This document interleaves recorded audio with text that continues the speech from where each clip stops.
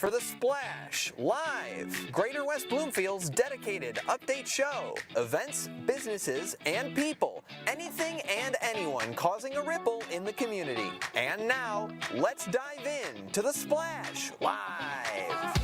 Good morning and welcome to the Splash Live. Dave Scott here in our studios. Good to be back inside on this beautiful sunny day. We're in the 60s today with partly cloudy skies. Going to be absolutely incredible. Not as warm as yesterday, but very nice here in West Bloomfield. Thank you for watching the show, part of 90 Minutes of Live Television. You can watch us, of course, across all of our outlets, on cable TV, on the radio, on social media, wherever you're watching. Thank you very much for tuning in. We got a great show lined up for you today. Steve Norris checks in. He is with the West Bloomfield Community Coalition, and he'll be talking about these new free narcan boxes that are going to be at all the fire stations around West Bloomfield. All that important information coming up in just a minute. And we know you're on Zoom every day. Our own Zoom expert, Ken Cooper, checks in with us on the show today to give you some helpful hints about how you can look a little bit better when you're in that Zoom meeting at home. So that and more coming up. Don't go away. We got a great episode of the Splash Live for you. It's so good to be back here in our studios. We're going to take a quick break and we'll be right back. Steve Norris joins us in just a moment. Don't go away.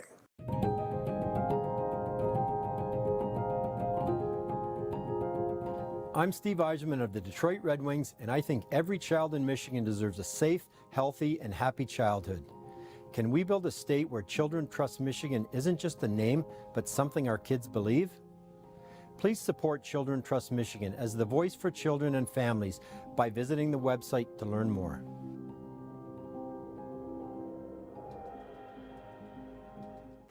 Welcome back to the Splash Live. Dave Scott here in our Splash Live studios. Wow, this is what this place looks like. It's been a little while. Good to be here. Joining us now, we are delighted to have joining us on the line Steve Norris from the Greater West Bloomfield Community Coalition. Steve, hello. Welcome to the Splash Live. Good to have you with us. Thank you so much, Dave. Well, it's good that you're here, and it's great that you and your colleagues at the Community Coalition are working so hard for our community all the time and taking on difficult subjects. And right now, drug overdoses in our country are at an epidemic level. And it seems that whatever we do down on the border, I don't want to get all political, but we're just not getting the job done. There's a lot of drugs coming in, fentanyl and otherwise. And so what we got to do is, we can't stop it. We can't go on offense. So we're going on defense right here in West Bloomfield. And you've got a big announcement coming up for Friday. Why don't you tell us what the Greater West Bloomfield Community Coalition is up to? Yes, so thank you for that. All that you said is very accurate. And to kind of get ahead of this, some of the things that we're doing in our community is we're rolling out what's referred to as Save a Life stations throughout Greater West Bloomfield. These stations will have the following items in it to kind of help with harm reduction efforts from the opioid epidemic, which include nasal narcan for anybody to be able to access 24 hours a day, as well as testing strips for fentanyl. Also Deterra charcoal neutralizer for prescription medication, and a book of resources that basically connects our community members to resources for mental health and substance use disorder throughout all of Oakland County, if those people are looking to get connected to the appropriate partner that may be able to help them with those scenarios. The thing that makes this so amazing for us is that we have the ability, what we're referring to as low barrier. So these tools are available to the community free of charge. There's no stigma associated with having to ask for them. They can access these Save a Life stations at the particular locations whenever they need to in order to get those resources and those tools when they need them. So Friday, you're going to be making an announcement here. Obviously, this is very exciting news about these stations coming to West Bloomfield. We'll talk about where they're going to be and how people can find out about where they're going to be in a minute. But let's talk about the practicality of this. So do you wait until you've got a problem, or is this something that you would want to prepare for, visit one of these stations, get some supplies, and then have them available in the event that you might need them? Yeah, that's such a great question. And we've had such massive efforts to educate our community on how to administer nasal Narcan in the event that our community have these situations that they come upon, and they'd be able to have this medication on hand and know how to use it based on the ability of being able to scan a QR code on the box and get their own training. It's so easy to do. It takes a few minutes, and it's just such an amazing opportunity for somebody to be able to save somebody's life in case of an accidental exposure. So is this kind of like learning CPR, Steve, where you as an individual, not necessarily needing it for yourself, but you as an individual, a committed person in the community, might want to have these resources around. So if a friend, a neighbor, an acquaintance, or just somebody you happen to run into finds themselves in a dire situation, you can then come in and help them? Is that what we're doing? Okay. Yes, and that's exactly what we're doing. And nationwide, we haven't decreased the numbers of accidental overdoses and poisoning due to opioid epidemic. But here in Michigan, just recently, I've learned that we've had about a 5% decrease in those numbers. And I think that specifically those numbers have decreased because we have done such a great job educating the community, and they've done such a great job stepping up and being able to jump into action when necessary. Well, you take a look at the opioid problem that we have in our country, and you know we've had a lot of drug scourges over my lifetime, no question about it. But this one is unique. The drugs, especially fentanyl, that's out there right now, is deadly, is readily available, maybe more available than virtually anything else we've seen in the past, and even worse, fentanyl in particular. Is we find it in places that the people consuming it had no idea that it was there. And this is a one-dose killer. This is a one-time, one-dose killer, unfortunately. Yes, and that's where we're seeing a dramatic increase in numbers. We've seen about a 60% increase in the people that aren't actively using on a regular basis. They're buying one thing that they think might be another, and they're coming into contact with this accidental exposure. And we have gone through these waves, and you are correct. We went through a crack epidemic, a meth epidemic. This is very different because those particular substances in the system did not create fatality rates like we're seeing today, because there was no fatalities associated with some of those other drugs that you were speaking of. Well, and you may not know that fentanyl is in the drug that you have been, you know, maybe you've been consuming it across your life or across some recent period of time, and maybe you get a dose that has fentanyl in it. One of the other things that you mentioned that's part of these available resources are some testing materials. Talk about that a little bit, and you know, that can be a really great preventative tool as well.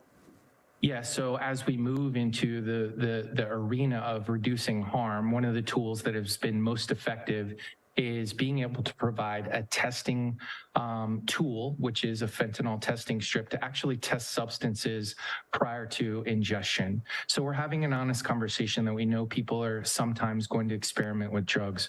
What we need our people to know, or the community to know, is that those risks are a lot different than they used to be. We now know that 77% of all substances out there on the street contain deadly doses of fentanyl. And if they make that choice, we want them to be able to test those substances prior to ingestion to kind of mitigate the fatalities as a result of not knowing what they're ingesting. Listen, I'm 110% behind what you're doing, but I'm sure every once in a while you get some people saying, well, you're putting test materials out there. That just encourages drug abuse. And sure. you know, people make all kinds of crazy arguments about all kinds of things, but I'm sure you hear that. I do. I hear it a lot. And it's something that I try not to get too frustrated with, because the reality here is that we heard that message with Narcan years ago. And what Narcan does is it enables breath. It doesn't enable using. And these products, all of these tools that are available to us, what it does is uniquely different than what it was, you know, than maybe what it's perceived. And that's keeping people alive long enough to make the choice to help themselves. And I can only speak from my own experience as someone who used substances for a long time and is now about 9 years sober, that those choices for me were a little bit easier because I wasn't risking death at that type of rate like we are in 2023, 2022, 2021.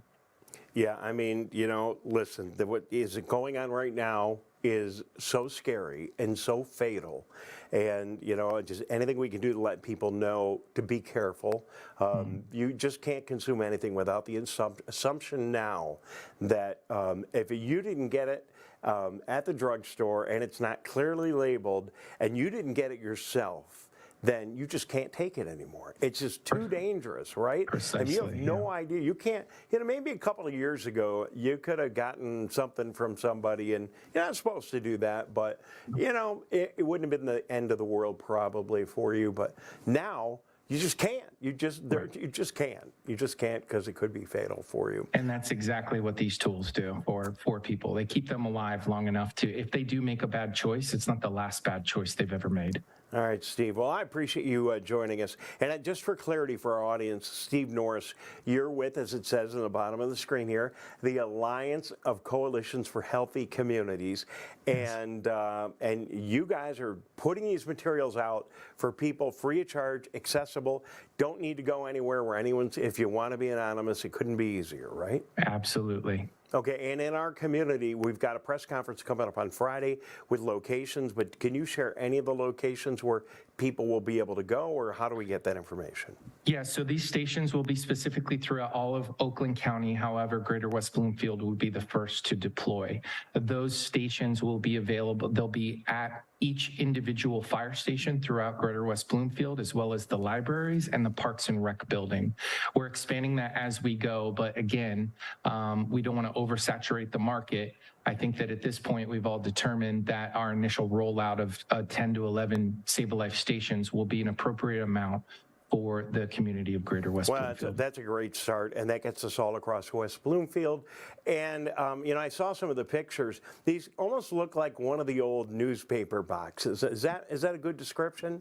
Yes, it is a great description. And the best part about this is a low-cost option to what we've seen out in other areas where people have implemented and deployed actual vending machines that dispense Narcan free of charge. Those machines could be at a cost of upwards of about $6,000.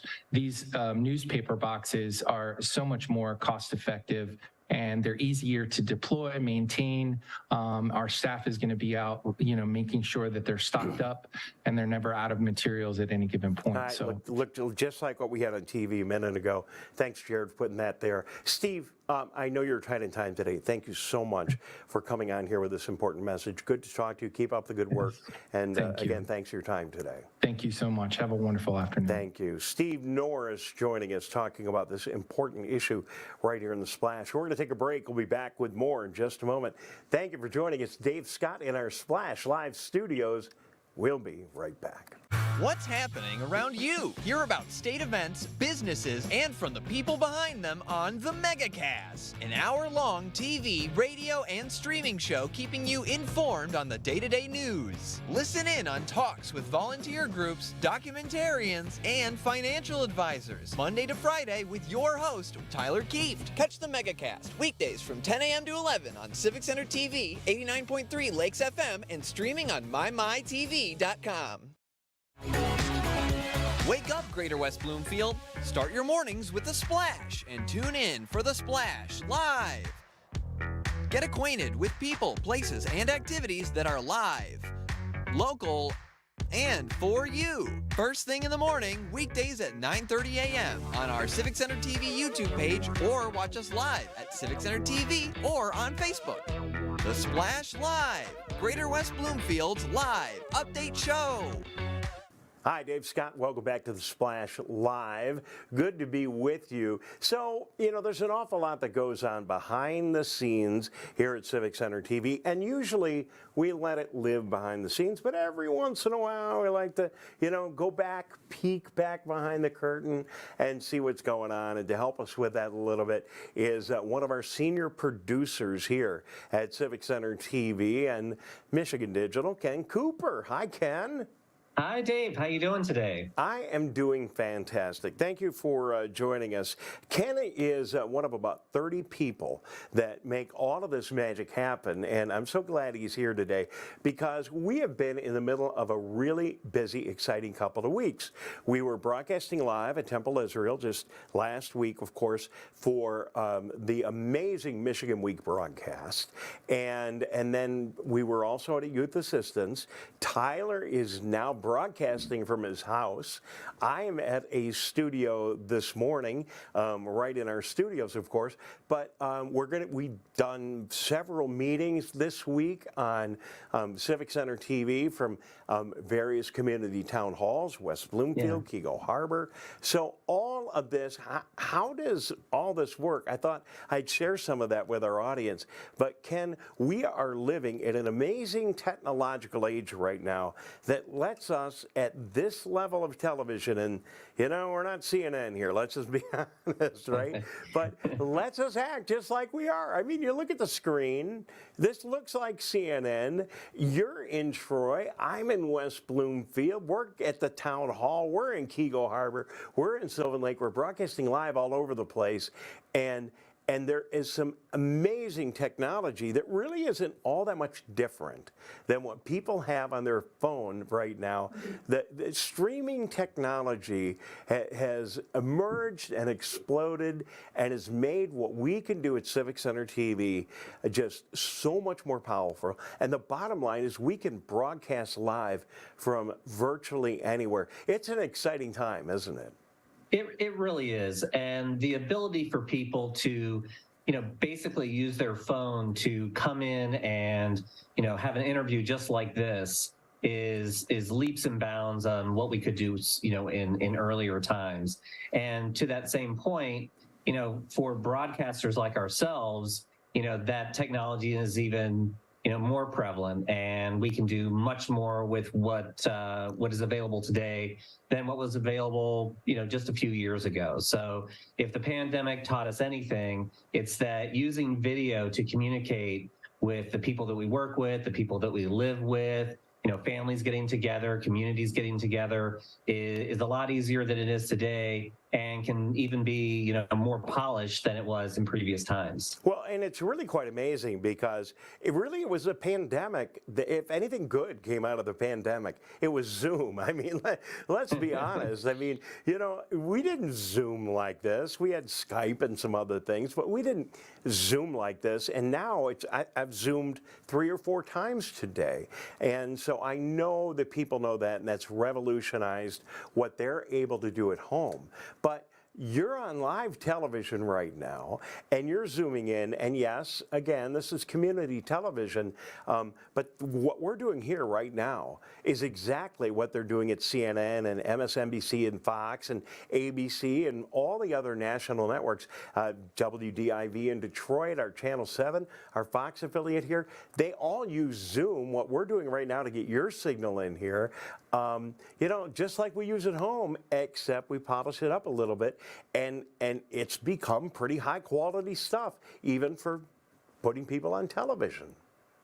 Yeah, and it doesn't take, massive amounts of equipment like it did in the past, where you would, go to a football game and you see those large trucks sitting outside the stadiums. Those are still there, but, we can produce a lot of technology and connectivity that we wouldn't already be able to do using just, things like your cell phone, things like your laptop. And we can translate those into something that benefits the community, both in terms of timeliness, where we can react quickly and get them information in a very short time frame, and everything looks great. So, why wouldn't we want to take advantage of those technologies as they come to us? So let's talk about a couple of things. First of all, let's talk about it from the consumer side and talk about what you have set up in your office. And it's really very typical. And talk about what people can do if they want to, tighten up their game a little bit on Zoom, and maybe they are going to be on TV. Maybe it's someone who's in public relations and is working at home.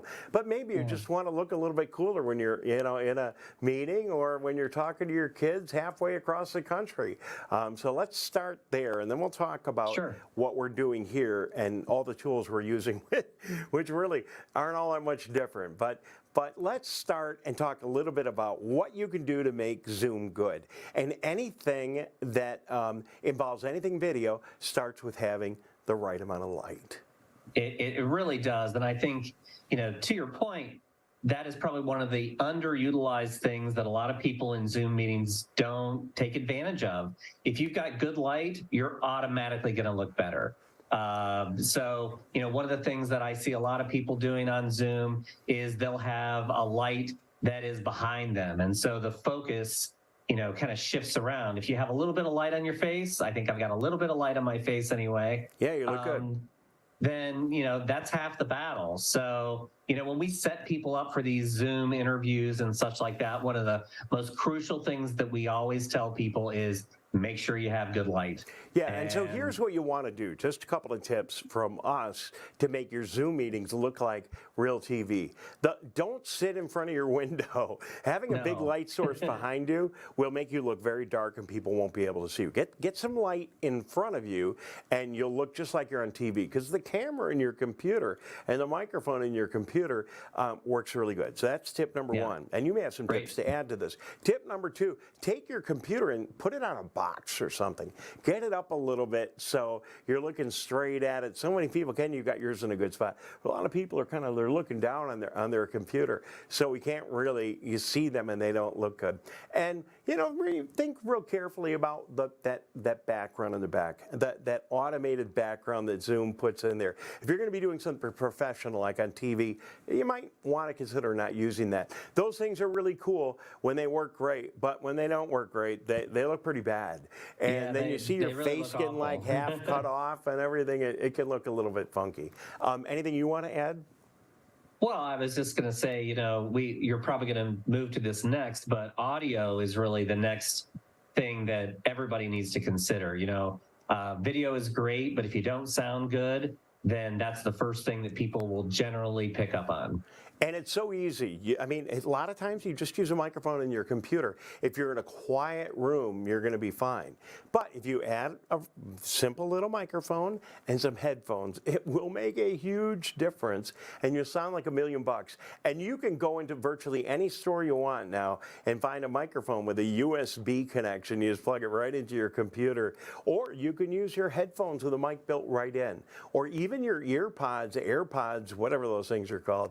That works real good. So audio, lighting, and getting yourself in a good environment, and you're going to look like broadcast TV. What do you think? Yeah, absolutely. Those are the three big ones right there.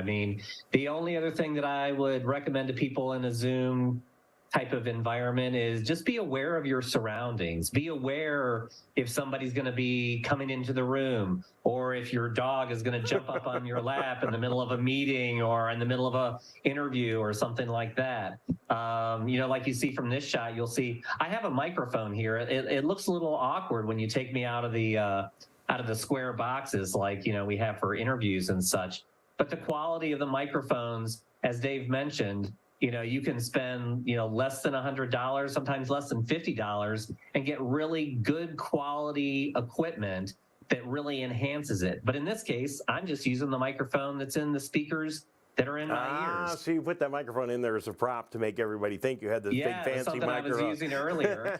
Okay, I get it. But the advantage too is in using the earbuds is I don't have to worry about the sound that's coming out of the speakers in my laptop, going back into my microphone. So, which is another common problem that causes some not so great audio. So if you've got some headphones to put in, you're well ahead of the game. All right, so all these tips are really good for you. It doesn't matter whether you're going to be on TV or not, but if you're going to be in a Zoom meeting and you want to look good in your Zoom meeting, that's all you need to do. You don't need to go out and spend a lot of money. Just those tips will make all the difference in the world. At Civic Center TV, we have totally revolutionized all of our equipment to take advantage of this. And when we're out in the community, we're broadcasting live with one of three ways. Either on our phone, I literally have a stand for my phone, And oftentimes, if you see me at a location, which you will later on in the week, I'll be either broadcasting live right off my phone, which is absolutely spectacular, broadcasting live right off the computer, or when we get into a big event, then we've got cameras and everything, and we're sending our signal back. We've totally replaced all of our infrastructure in our studio, so it's got Zoom integrated right into it. So like you see Ken and I here, Ken's on Zoom, I'm in the studio on cameras. You can't tell the difference, and we've made that upgrade to be able to interact better with guests like you, Ken, and to also accommodate our live broadcasts. And we're in the middle of a huge upgrade right now in Keego Harbor and Sylvan Lake to update the internet in those locations and deploy some new streaming technology, so we'll be able to improve the reliability and the quality of those meetings. When I started here 10 years ago, if we wanted to go live somewhere in our community and it was something other than like one of the buildings that we had all wired up, forget it. Now, if I want to do a live report at Orchard Lake and Maple Road, and Tyler and I already did this winter, and we had some of those bad weather days. I was driving around in my car, I mounted a camera in my car, and we were driving up and down the streets of West Bloomfield, giving you the ability to see what was really happening on the streets. The thought that we could do that on community television even 2 or 3 years ago was just beyond our expectations. It's here now, and it's really exciting. And except when Jared makes a mistake and hits the wrong button, yeah, we're all human. It all works swimmingly. And I just wanted a chance to thank you for all the hard work you, our technicians, and the crew does that, and let our audience know they can make themselves look better on Zoom.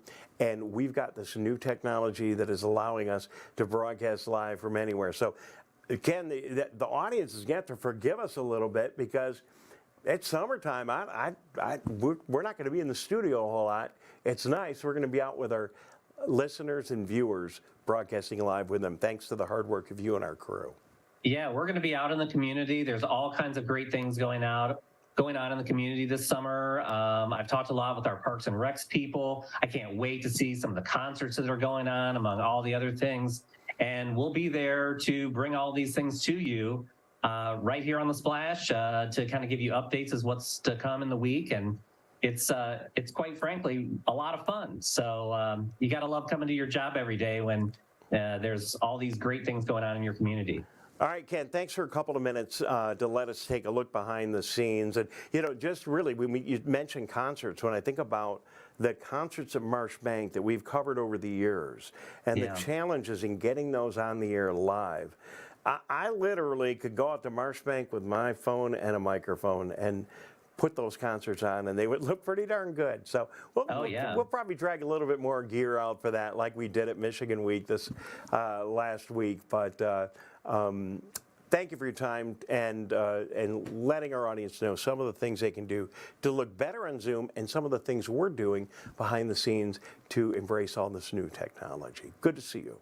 Great. Thanks for having me on today. I look forward to seeing everybody out this summer. All right, Ken Cooper from our production team right here on the Splash Live and at Civic Center TV. Hopefully not too much inside baseball. By the way, if you ever want any help or tips or anything before coming on one of our shows or just something to enhance what you're doing with your Zoom experience at home, feel free to send us an email. We'd be more than glad to extend some of this helpful information to you. So that's going to be it for today. Tomorrow, I am going to be live. I'm not sure where, but we're going to be live on site showing off some of our new technology and our remote capabilities, and we'll be broadcasting from somewhere around the community. I'll keep you up to date as our schedule emerges. Thank you very much. Have a great day. Enjoy your day, West Bloomfield. Thank you so much for tuning in today to The Splash Live.